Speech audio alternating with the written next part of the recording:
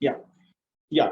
It's a good question. It appears to be that yes, somehow because we're technologically our literacy is low. But I think, and I tell you, I've been back in India now almost 17 years after my US stint, etc. But I am really impressed by how far ahead we are now as a country, digitally speaking, right? I mean, Aadhaar, nobody has it, but our Aadhaar works, right? If you look at UPI, my goodness, what a success story, right?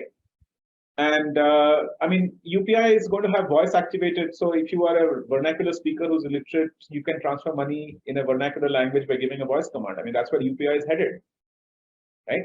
So in that way, I think our ability to first adapt to our conditions and use technology, frugal engineering, as we call it, right? We are, I think, become masters of frugal engineering. The India stack is a good example.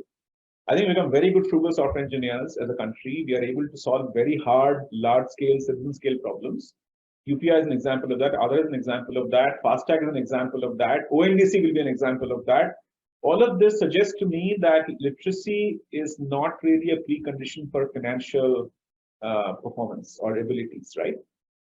Today, I think there is enough evidence that we are going to be able to do very well in these areas. So that's one part. I think UPI has already shown that people are doing really well with UPI. On the other hand, I think CBDC, in some sense, I think given how much we live in our smartphones already in this country, and again, I understand that feature phones are still going to be here for another 5 or 10 years, but it's tapering off really fast.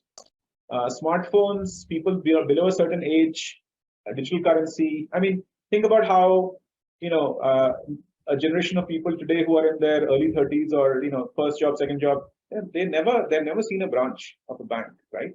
They've never gone there. So they're perfectly happy with a mobile banking solution. So for a mobile banking user who's the age of 27, 28, 29, and India's average is 29, if they've never gone to bank and barely gone to an ATM, now you stop going to ATM. That's it. CBDC will make sure that you don't have to go to even to an ATM. Forget about going to a branch, which you've never been to anyway, right? So in that sense, I think it is naturally fitting in. CBDC is a natural progression of the mobile application smartphone behavior of our youth. Some of us will complain that, yeah, this is too much technology, but I think, like all technologies, for one generation, it is a disruption. The next generation, it's like the most natural thing in the world.